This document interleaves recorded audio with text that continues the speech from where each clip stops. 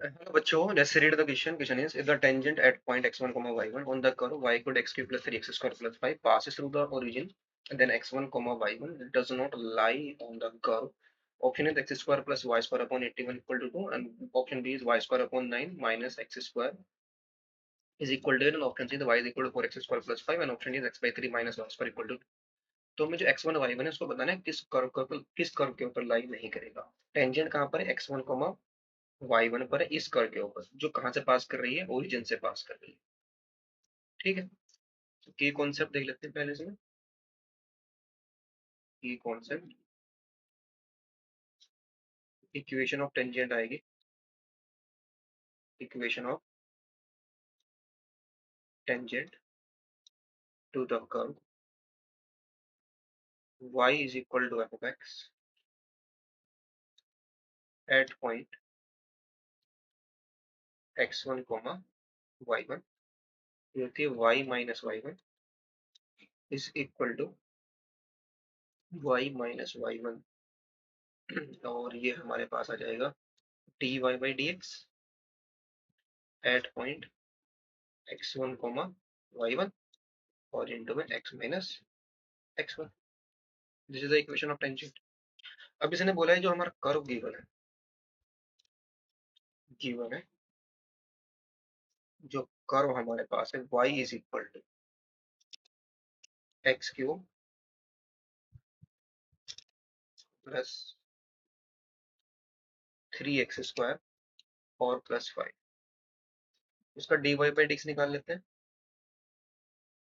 dy by dx, सो ये जो हमारा dy बाई dx आएगा, ये कितना आ जाएगा?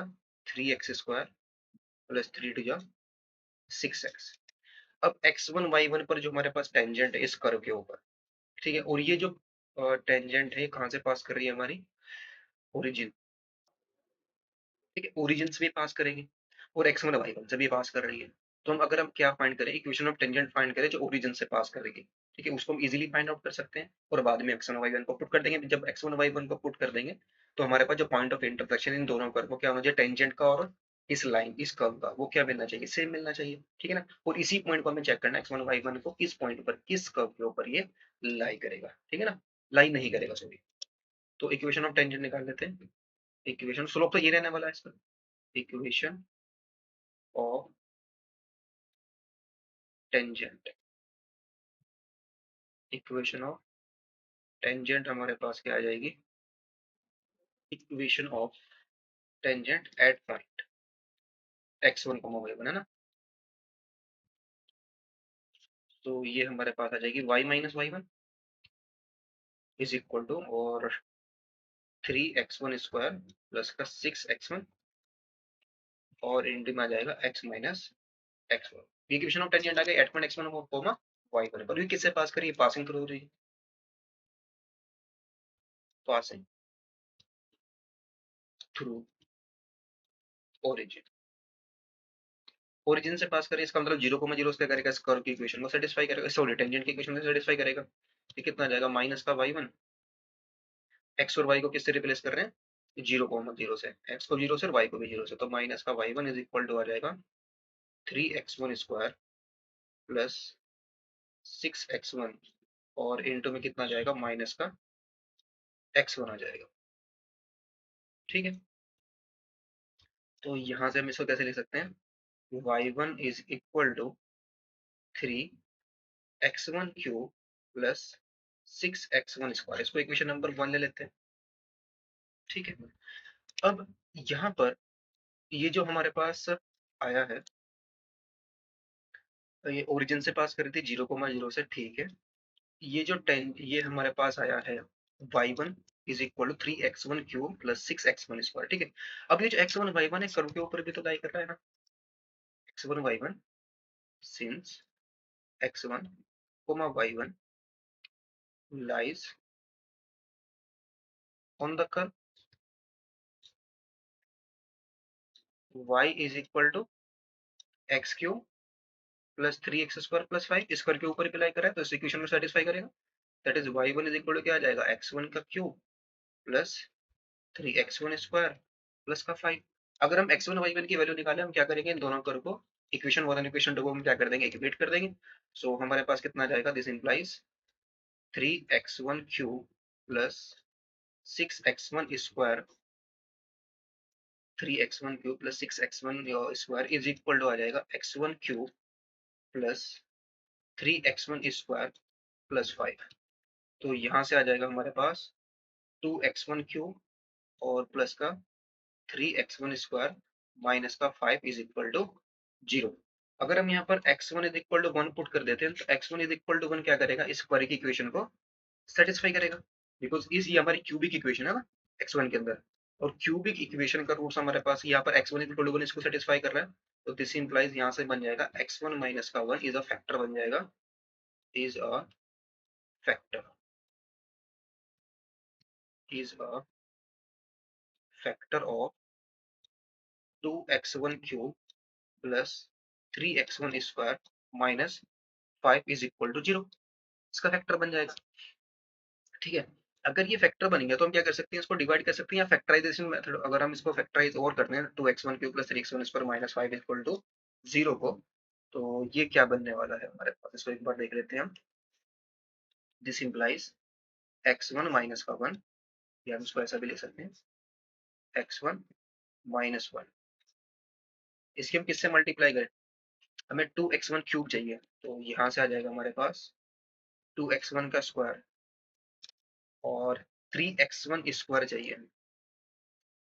ठीक है, तो 5 और माइनस का 2 यहाँ पर आ जाएगा 5x1 और प्लस का 5 इक्वल टू 0, ये फैक्टर आ जाएगा, बिकॉज 2x1 को भी यहाँ से आ जाएगा, यहाँ से 5x1 और माइनस का 5x1 स्क्वायर और माइनस का 2x1 स्क्वायर कितना का 3x1 स्क्वायर आ जाएगा, और फिर x1 का कोई भी टर्म नहीं है, यहाँ से आ जाएगा 5x1 माइनस का 5x1, ये भी 0 बन गया, और माइनस का 5। ठीक है, तो यही अगर मल्टीप्लाई करने पर हमें क्या मिल जाएगा, 2x1 cube plus 3x1 square minus 5 equal to 0 ही मिल जाएगा। अब अगर हम इसका डिस्क्रिमिनेंट चेक करें d, यहाँ से d क्या जाएगा, B square that is 25 minus का 4 इंटू 5 इंटू 2, तो ये तो लेस देन 0 आ रहा है, तो इसका मतलब इसके पास कोई भी रियल रूट्स नहीं है, इसका और ये क्या है यहाँ पर 2 है, देखो पॉजिटिव है, तो ये ऑलवेज क्या रहेगा, ग्रेटर देन 0, तो किसको 0 होना पड़ेगा, इसको 0 होना पड़ेगा। That is x1 is equal to क्या आ गया हमारे पास, 1 के इक्वल आ गया।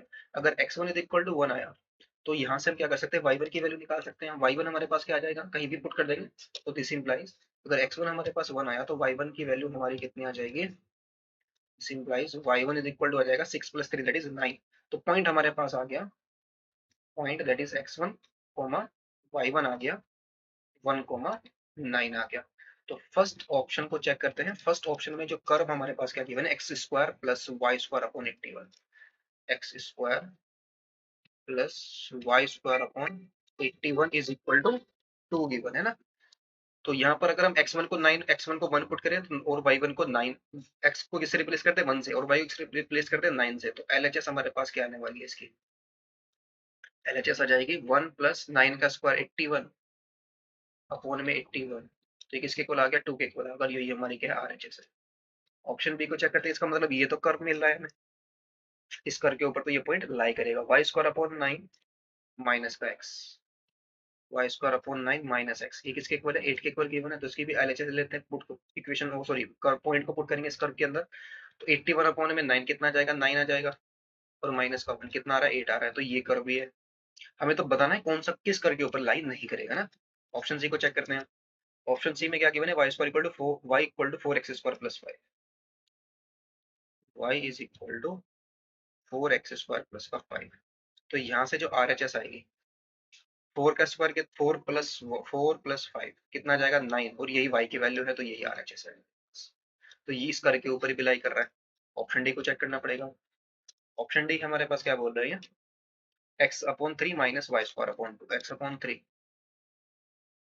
माइनस वाई स्क्वायर, ये किसके इक्वल आ रहा है, x upon 3 minus y square equal to 2, equal to 2, इसकी LHS ले लेते हैं और पॉइंट को पुट करते हैं 1,9 को इसके अंदर है ना, LHS x की वैल्यू हमारे पास कितनी है 1 है, y हमारे पास कितना है 9, 9 के स्क्वायर कितना आ गया 81, तो 1/3 माइनस का 81, तो ये तो नेगेटिव आ जाएगा ना, 9 1 माइनस का कितना आ जाएगा 243 अपॉन में 3, तो ये कभी भी 2 के इक्वल नहीं बनने वाला। ठीक है, तो ये किस कर के ऊपर ये लाइन नहीं करेगा, तो इस क्वेश्चन का जो ऑप्शन करेक्ट होगा वो ऑप्शन डी होगा, हमें बताना है कि पॉइंट किस कर के ऊपर लाइन नहीं करेगा। यानी कि ऑप्शन डी हमारे पास करेक्ट हो जाएगा। Hope it's suitable, best of luck, thank you.